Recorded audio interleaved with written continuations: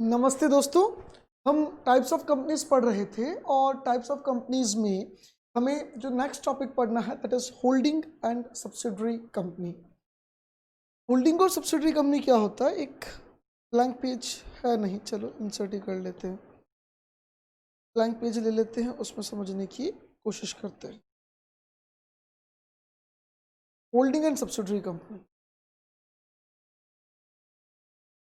Holding and subsidiary company. देखिए, simple शब्दों में अगर मैं समझाना चाहूँ, बहुत बेसिक वर्ड्स में समझाना चाहूँ, तो होल्डिंग मीन्स कंट्रोलिंग कंपनी, जो दूसरी कंपनी को कंट्रोल कर रही है, और सब्सिडरी का मतलब जो कंट्रोल हो रही है। यानी अगर दो कंपनीज के बीच में रिलेशन ऐसा है कि एक कंपनी दूसरी कंपनी को कंट्रोल कर रही है, तो जो कंट्रोल कर रही है वो कहलाएगा होल्डिंग, और जो कंट्रोल हो रही है वो कहलाएगा सब्सिडरी। यहां दो बातें समझाई गई, आप समझना। जैसे मान लो एक ए लिमिटेड है, ठीक है, और एक दूसरी कंपनी है सपोज बी लिमिटेड। अब किसी भी कंपनी का जो डिसीजन मेकिंग अथॉरिटी होता है, दो होता है। एक शेयर होल्डर्स, जब जनरल मीटिंग वगैरह होगी तो उसमें वोट्स वगैरह डालेंगे, वोटिंग राइट होगा, उनके पास पावर होगा वोट का, और वो डिसीजन लेंगे। और दूसरा है बोर्ड ऑफ डायरेक्टर्स। यानी किसी भी कंपनी की, जो हमने कहा कंट्रोलिंग वाली बात कि यार ए लिमिटेड बी लिमिटेड को कंट्रोल कर रही है, अगर मान लो, तो बी को कंट्रोल करने का मतलब क्या हुआ कि बी के शेयर होल्डर्स या डायरेक्टर्स दोनों में से कोई भी एक या दोनों उसके कंट्रोल में है। अगर डायरेक्टर्स ए लिमिटेड के कंट्रोल में है तो बी लिमिटेड का कोई भी जो रूटीन डिसीजन होगा डायरेक्टर्स लेते हैं, ऑब्वियसली वो डिसीजन ए के अकॉर्डिंग होगा, ए जैसा कहेगा वैसा होगा। और शेयर होल्डर को कंट्रोल करने का मतलब क्या हुआ? अल्टीमेटली डायरेक्टर्स को अपॉइंट कौन करता है? Share holders. अगर शेयर होल्डर ही आपके पास है, आपके आपके कंट्रोल में है, तो आप चाहोगे जो डायरेक्टर अपॉइंट होगा, आप जैसा चाहोगे वैसा काम होगा। यानी लॉ क्या कहता है? ए लिमिटेड बी लिमिटेड को कंट्रोल कर रही है, ऐसा माना जाएगा अगर ए लिमिटेड के पास मोर देन 50% शेयर होल्डिंग हो, मोर देन 50% शेयर होल्डिंग हो, या फिर A limited composition of board of directors को कंट्रोल करता हो, composition of board of directors को कंट्रोल करता हो, यानी अपॉइंट और रिमूव करने का पावर हो, डायरेक्टर्स को अपॉइंट करने का या रिमूव करने का या फायर करने का, हटाने का पावर हो। अब यहाँ पे आप समझना, हमने क्या बोला कि भैया एक कंपनी दूसरी कंपनी को कंट्रोल कर रही है, ऐसा कब माना जाएगा? क्लियरली लॉ में क्या लिखा है?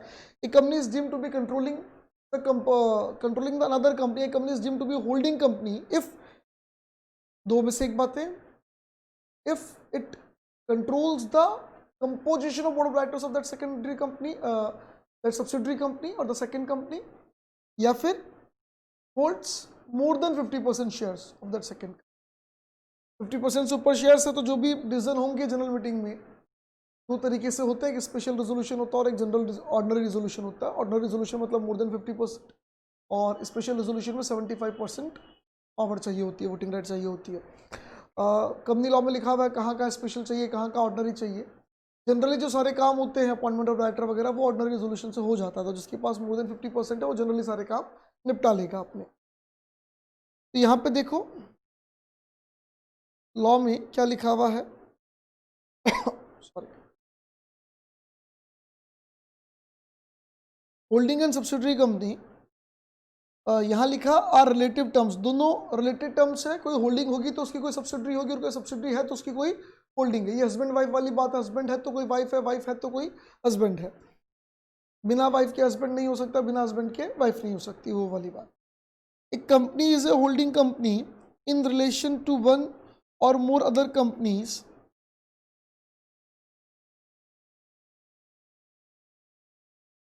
means a company of which such companies are subsidiary companies. एक कंपनी होल्डिंग कंपनी तब होगी जब कोई दूसरी कंपनी उसके लिए क्या होगी, सब्सिडरी होगी। For the purpose of this close the expression company includes body corporate. Company includes body corporate मतलब फॉरेन कंपनी, यानी कंपनी वर्ड का जैसे बेसिकली मतलब होता है कंपनी जो इंडिया के अंदर कंपनीज एक्ट 2013 में रजिस्टर्ड हो, उसके अलावा कोई बाहर की कंपनी होती है उसको बॉडी कॉर्पोरेट बोल देते हैं। तो यहाँ पे कंपनी मतलब कंपनी प्लस फॉरेन कंपनी। बाहर की अगर कंपनी है, इंडिया के बाहर कोई कंपनी, जैसे मान लो इंडिया की कंपनी ने बाहर किसी कंपनी में 50% इन्वेस्टमेंट कर रखा है, तुम कहेंगे इंडिया वाली होल्डिंग है, बाहर वाली सब्सिडरी है। या बाहर की किसी कंपनी ने इंडिया की किसी कंपनी में मोर देन 50% शेयर होल्डिंग कर रखा है, तुम कहेंगे बाहर वाली होल्डिंग है, इंडिया वाली सब्सिडरी है। और जब होल्डिंग सब्सिडरी कह रहे हैं तो एक तो कंपनी इंडिया की, एक बाहर की भी। हमारे एग्जाम्पल में जो बाहर वाली कंपनी है उसे हम कंपनी नहीं कहते, बॉडी कॉर्पोरेट कहते हैं। क्योंकि कंपनी वो होती है जो कंपनीज एक्ट 2013 में रजिस्टर्ड होती है हमारे लॉ के अकॉर्डिंग। डेफिनेशन भी यही पढ़ी थी हम लोगों ने। Company means a company which is registered under this act और any of the previous companies law act जो थे उनमें किसी में रजिस्टर्ड है। तो चलिए अब यहाँ डेफिनेशन पे एक बार थोड़ा फोकस करना प्रॉपरली। सेक्शन 2 सबसेक्शन 87 डिफाइन करता है subsidiary company in relation to any other company, that is to say the holding company, मतलब ये दूसरा कंपनी वर्ड जो वो होल्डिंग के लिए है।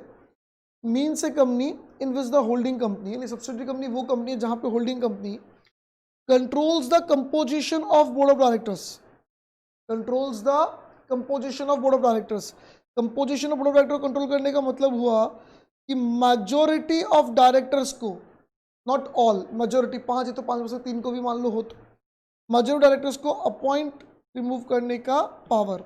और आगे डिटेल में आएगा ये एक्सरसाइज और controls more than 1/2 of the total share capital इधर इट्स ऑन नेम और टुगेदर विद 1 और मोर सब्सिडरी कंपनीज। ठीक है, पहला पॉइंट क्या बोलता है, composition of board of directors, और दूसरा पॉइंट क्या बोलता है, होल्ड्स मोर देन हाफ, यानी मोर देन 50% ऑफ शेयर्स। यहां एक छोटी सी बात क्लियर करना, बहुत सिंपल है। ए लिमिटेड एक कंपनी है, इसके पास 50% प्लस शेयर्स है बी लिमिटेड की। ए की सब्सिडरी कौन हो गई, बी, और बी के पास 50% प्लस शेयर्स है सी लिमिटेड के, तो बी की सब्सिडरी कौन हो गई, सी। यानी now C is subsidiary of B as well as A. अगर इसके नीचे एक डी लिमिटेड और होती जो सी लिमिटेड की सब्सिडरी होती, तो हम बोलते कि वो डी लिमिटेड सी की भी सब्सिडरी है, बी की भी और ए की भी है, यानी सब्सिडरी की सब्सिडरी भी आपकी सब्सिडरी ही कहलाती है।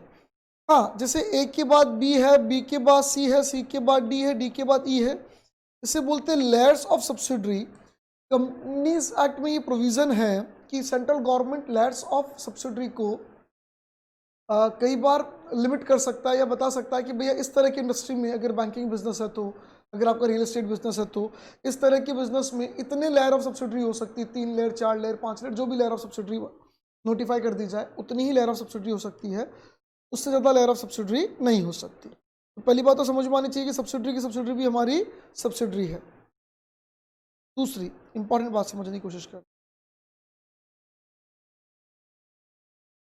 इंपॉर्टेंट बात समझने की कोशिश करना, ए लिमिटेड,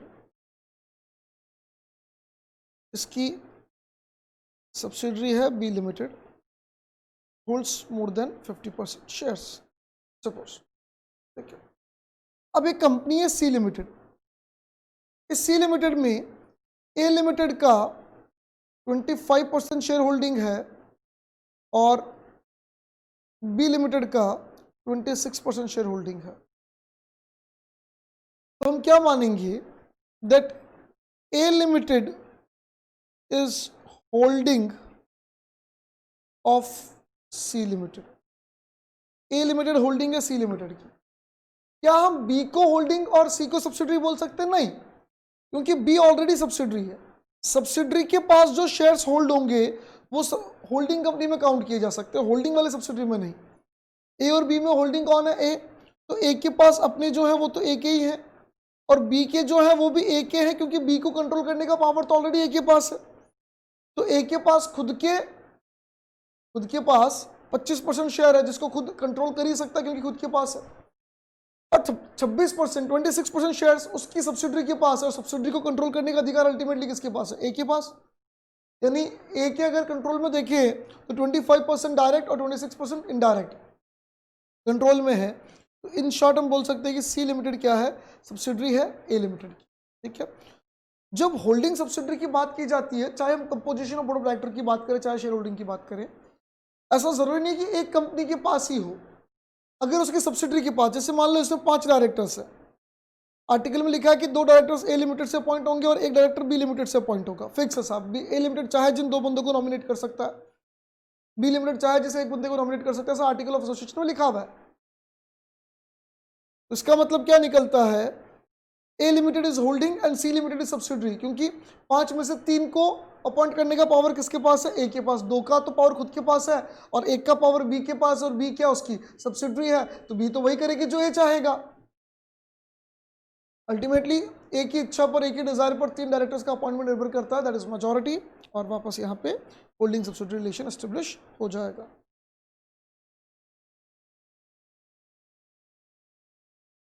चलिए, provided that such class or classes of holding company as may be prescribed shall not have layers of subsidiary beyond such number as may be prescribed। यानी वो होल्डिंग कंपनी क्लास और classes of holding company, मतलब वो business वो industry जो भी specify कर दी जाए सेंट्रल गवर्नमेंट द्वारा, उनके पास एक स्पेसिफिक नंबर ज़्यादा लेयर ऑफ सब्सिडरी नहीं हो सकती। For the purpose of this section, a company shall be deemed to be subsidiary company of the holding company even if it control referred to in clause subclause 1 or subclause 2 of another company of the holding company। ठीक है, a company shall be deemed to be subsidiary company of holding company even if control referred in of another subsidiary company of holding company। यानी holding company का कोई दूसरा subsidiary company है, अगर वो भी कंट्रोल करता है चाहे ए बी दोनों में से किसी के लिए भी, तो भी उसको हम होल्डिंग में काउंट कर लेंगे। मतलब भाई सब्सिडरी की सब्सिडरी भी आपकी सब्सिडरी होगी, और अगर आधा आपके पास है आधा उसके पास है तो दोनों को एक्यूमुलेट करके फिर देखा जाएगा। यानी कुल मिला के जिसको आप होल्डिंग कह रहे हो, जिस कंपनी को आप क्या कह रहे हो? होल्डिंग कह रहे हो, उसकी कोई दूसरी कोई अनदर सब्सिडरी है, और उस अनदर सब्सिडरी के पास भी अगर कंट्रोल है बोर्ड ऑफ डायरेक्टर को अपॉइंट करने का, या फिर शेयर्स के नाम पर 50% ज़्यादा शेयर्स के नाम पर कंट्रोल है, तो उसको हम मान लेंगे कि भैया वो होल्डिंग के पास है और सब्सिडरी की सब्सिडरी कहलाएगी। सब्सिडरी की सब्सिडरी हमारी सब्सिडरी कहलाएगी। ये इंपॉर्टेंट है, सेकंड वाला पॉइंट अभी देखना।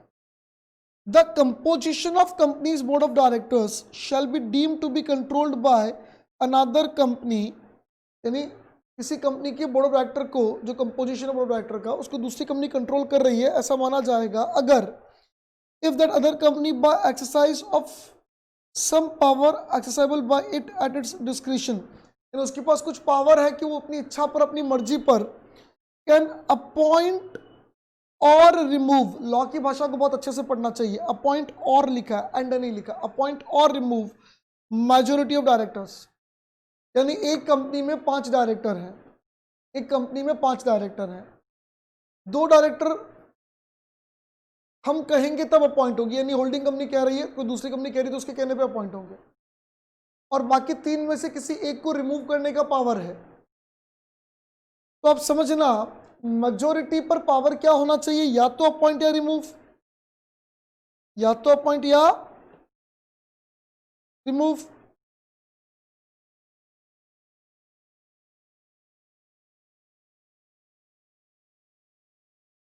ठीक है, समझने की कोशिश करना।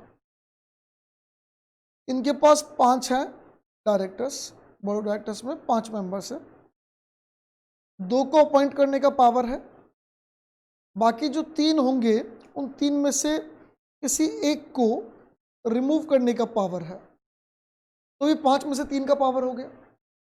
सर 2 को तो अपॉइंट करने का पावर है, तो मर्जी है जिसको अपॉइंट करेगा, और एक को रिमूव करने का पावर, तो वो भी कंट्रोल में ही हो गया ना। मेरी बात मान वरना लात मार दूंगा, ध्यान रख। अगर आप अपॉइंट कर रहे हो तो वो आपका आदमी होगा, और आपके पास रिमूव करने का पावर है तो भी वो आपका आदमी होगा, क्योंकि उसमें डर होगा। आप उसको कभी भी लात मार सकते हो। उसको सीधा क्या कहोगे? देख बेटा मैं जो कह रहा हूँ मान जा, वरना ऐसी लात मारूंगा ना तेरे सीधा। समझ रहा है ना क्या कहना चाह रहा हूँ? हाँ, आप भी समझ ही रहे हो। चलिए समझना, तो यहाँ क्या लिखा है, अपॉइंट या रिमूव दोनों में से कोई भी अगर पावर है तो मान लेंगे कि ये कंट्रोल कर रहा है। अब मान लो ए लिमिटेड के पास 2 को अपॉइंट करने का पावर है और बी लिमिटेड के पास सी लिमिटेड के पास इस कंपनी में एक को रिमूव करने का पावर है, एक को रिमूव करने का पावर है। तो इसका मतलब 2 का इसके पास हो गया, 1 का इसके पास हो गया, टोटल कितना हो गया 5। और ये आपका कंपोजिशन को कंट्रोल कर रहा है, ऐसा मान लिया जाएगा। होल्डिंग सब्सिडियरी रिलेशनशिप एस्टेब्लिश हो जाएगा। The expression company includes any body corporate, वही फॉरेन कंपनी। बाकी आप सोचो सोसाइटी भी एक बॉडी कॉर्पोरेट होता है, वो इसमें इंक्लूड नहीं होगा, क्लियरली मेंशन्ड है। सोसाइटी इंक्लूड नहीं होगा या ट्रस्ट वगैरह सब इंक्लूड नहीं होंगे, सिर्फ foreign company. Layer in relation to holding company means its subsidiary और सब्सिडरीज। सब्सिडरी की सब्सिडरीज वाला जो कंसेप्ट उसको लेयर बोलते हैं, ठीक है। एग्जाम्पल है, तीनों बहुत सिंपल है। A will be subsidiary of B if B controls the composition of board of directors of A, that is if B can without the consent or approval of any other person appoint or remove majority of directors, यानी majority directors appoint remove करने का power है तो वो control कर रहा है। A will be subsidiary of B if B holds more than 50% of shares in A, और यहाँ पे B subsidiary of A, C subsidiary of B, तो वो आगे से आगे वाला कंसेप्ट चलेगा। एक आगे भैया डी भी होगी तो वो भी और सब्सिडरी में काउंट हो जाएगी। ये बात हम पहले भी पढ़ चुके हैं, अब जो भी हम हाईलाइट करने वाले हैं।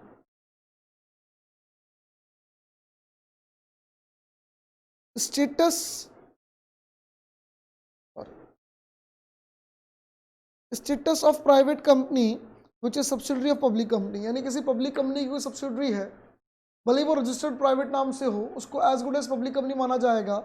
उसको सारी वो लीगल फॉर्मेलिटीज फुलफिल करनी पड़ेगी जो एक पब्लिक कंपनी को करनी पड़ती है। यानी प्राइवेट कंपनी पब्लिक कंपनी की सब्सिडरी हमेशा पब्लिक कंपनी ही होगी। ये हम पब्लिक कंपनी के प्रोविजंस में ऑलरेडी पढ़ चुके हैं। Associate company, what is associate company? Associate company का मतलब ये होता है जहां पे एक कंपनी का दूसरी कंपनी पे कंट्रोल नहीं पर इन्फ्लुएंस होता है। होल्डिंग सब्सिडरी में कंट्रोल होता है और यहाँ पर इन्फ्लुएंस होता है, यहाँ पर इन्फ्लुएंस होता है। या तो या उनका कोई दूसरा एक वेंचर जॉइंट में है, जैसे मान लो एक्स और वाई है, दोनों अपना अपना काम तो कर ही रहे हैं, पर एक्स और वाई का मिलाकर एक जॉइंट वेंचर भी एक्स वाई के नाम से। एक्स अपना काम कर रही है, वाई अपना काम कर रही है, दोनों का एक जॉइंट वेंचर भी। अगर जॉइंट वेंचर है उसमें कुछ इन्वेस्टमेंट, मान लो ये कंपनी 500 करोड़ की, कंपनी 500 करोड़ की, दोनों ने 50-50 करोड़ रुपए जॉइंट वेंचर में लगा रखे हैं, तो दोनों को हम क्या बोलेंगे? Associate company. एक्स और वाई दो अलग अलग एंटिटीज हैं, तो भी उनको हम क्या बोलेंगे? Associate company. एसोसिएट कंपनी का मतलब वो कंपनी जहां पे एक कंपनी का दूसरी कंपनी पे इन्फ्लुएंस है, या दोनों का कुछ बिजनेस जॉइंट वेंचर में है, या तो कुछ बिजनेस जॉइंट वेंचर में है या फिर एक दूसरे का इन्फ्लुएंस है। अभी जो सिग्निफिकेंट इन्फ्लुएंस है उसको क्लियर किया लॉ ने, at least 20% of the total voting power and controls और participates in business decisions under an agreement, यानी 20% शेयर होल्डिंग्स है या फिर उनके बीच में ऐसा कुछ बिजनेस डील है जिस कारण से एक कंपनी दूसरी कंपनी पे इन्फ्लुएंस रखती है। जैसे एक्स लिमिटेड ने वाई लिमिटेड से एग्रीमेंट साइन कर रखा है कि हमारे यहाँ पे जो भी परचेजेस होगी वो सारी आपके थ्रू होगी, आपको हमने मोनोपोली राइट दे दिया हमारे यहाँ पे परचेज करने का।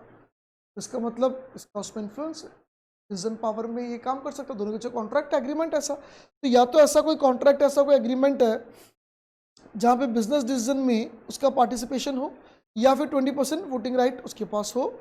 और the expression joint venture means a joint arrangement, joint venture मतलब joint arrangement whereby the parties that have joint control of the arrangement have rights to the net assets of the arrangement। भाई ए और B ने मिलके एक joint venture किया, मतलब कोई joint arrangement किया ए बी के नाम से, और इस ए बी की जो नेट असेट्स है उस पर ए और बी दोनों का अपना अपना अधिकार है।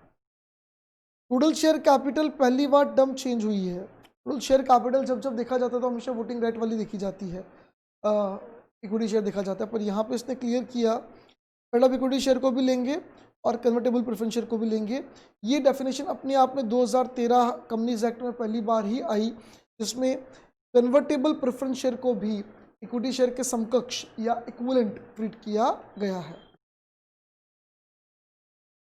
White General Circular on 24/2014 dated number 24 25th जून को आया ये, the ministry of corporate affairs has clarified that the shares held by A company in other company in fiduciary capacity को हम कंट्रोल नहीं करेंगे, मतलब काउंट नहीं करेंगे for this purpose. Fiduciary capacity का मतलब होता है विश्वास के नाम पर।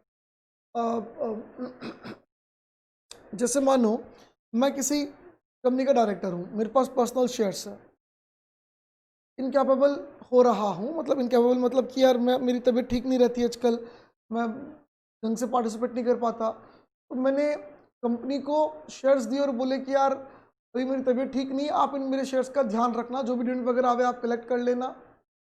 कंपनी के नाम पर शेयर्स एक बार मैंने विश्वास पर उनको रख दिए, बेचे नहीं, रख दिए कंपनी के, भैया जो भी डिविडेंड आवे आप कलेक्ट कर लेना, जो भी डिसीजन मेकिंग वगैरह करनी है मेरी तरफ से रिप्रेजेंटेशन वगैरह आप भेज देना। मेरे पास जो शेयर्स थे, अब वो शेयर्स किसके पास पड़े? कंपनी के पास।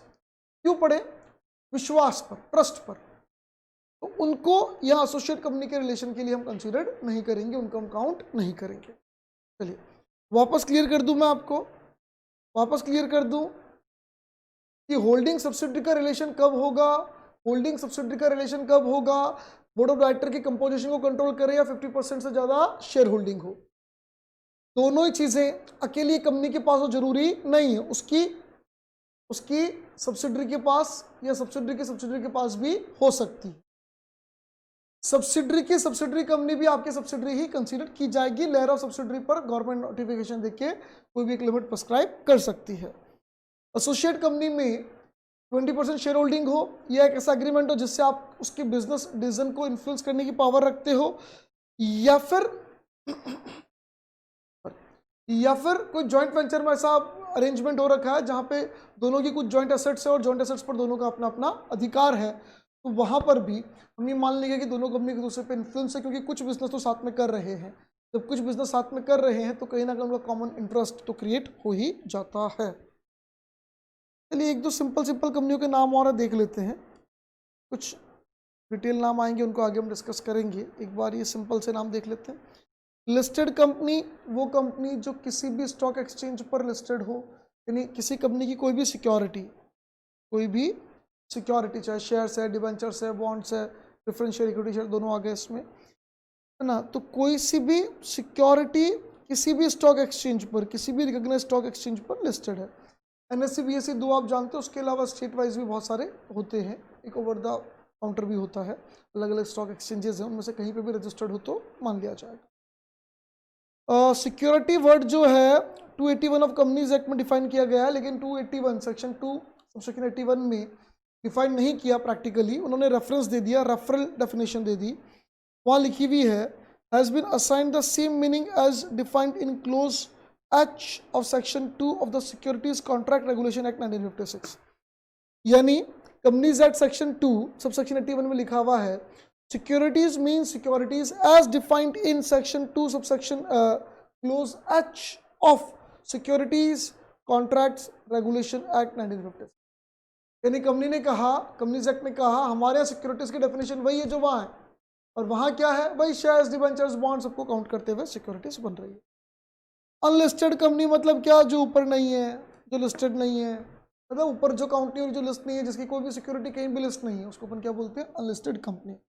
प्राइवेट कंपनी हमेशा अनलिस्टेड होगी, क्योंकि प्राइवेट कंपनी पब्लिक को शेयर्स नहीं बेच सकती, जो पब्लिक एट लार्ज को शेयर्स नहीं बेच सकती वो लिस्टिंग करा ही नहीं सकती।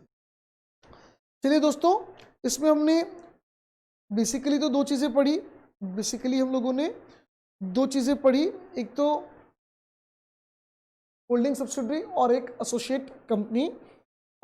एक छोटा सा गवर्नमेंट कंपनी का प्रोविजन और है, वो भी पढ़ लेते हैं, उसके बाद बाकी हम नेक्स्ट वीडियो में डिस्कस कर लेंगे। वैसे अभी तक टाइम बाकी है हमारे इस वीडियो में थोड़ा सा, तो एक गवर्नमेंट कंपनी वाला कंसेप्ट और देख लेते हैं लास्ट। गवर्नमेंट कंपनी बहुत सिंपल सी बात है, गवर्नमेंट कंपनी का more than not less than 51%, यानी मिनिमम 51%। मोर देन 51% लिखा है कि 51% लिखा है? 51%। यानी अगर मान लो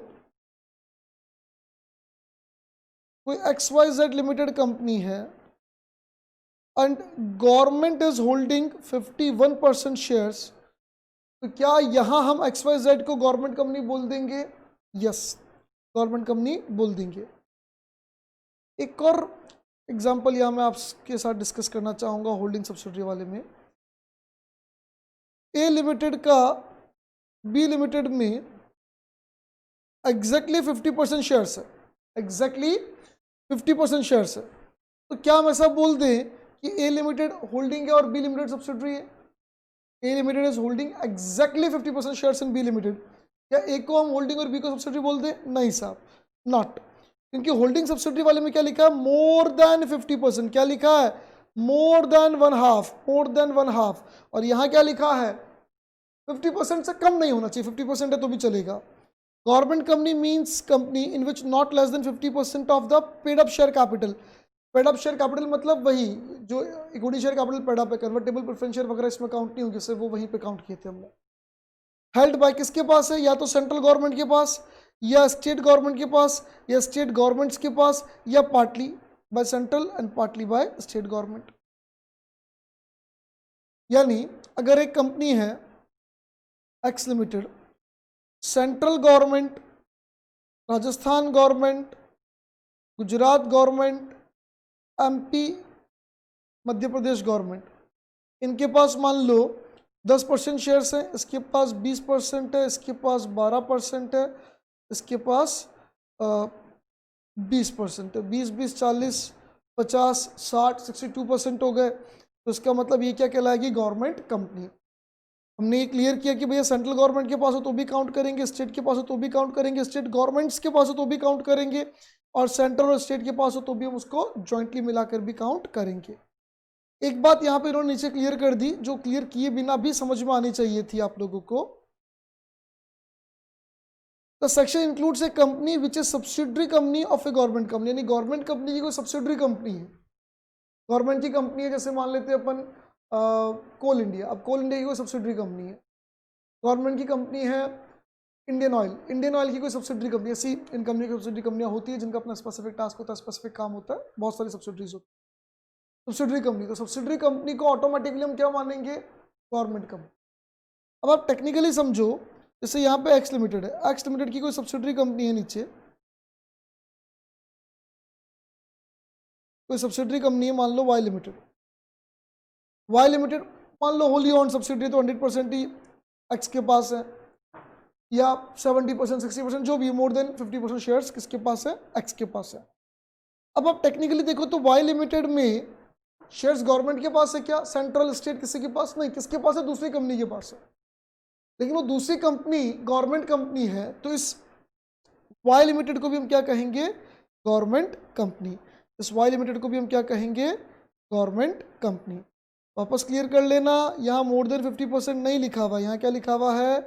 51%। क्या लिखा हुआ है? एग्जैक्टली 51%। 51% से कम होगा तो चलेगा क्या? नहीं। 51% से ज़्यादा होगा तो चलेगा, बिंदास चलेगा। होल्डिंग सब्सिडरी में क्या लिखा हुआ था? होल्डिंग सब्सिडरी में क्या लिखा हुआ था? याद करो क्या लिखा हुआ था? मोर देन 50%, मोर देन हाफ। यहाँ क्या लिखा हुआ है? 51%। चलिए इन बातों को ध्यान से देखिएगा। नेक्स्ट वीडियो में कुछ कंपनीज और डिस्कस कर लेते हैं। Thank you, bye bye.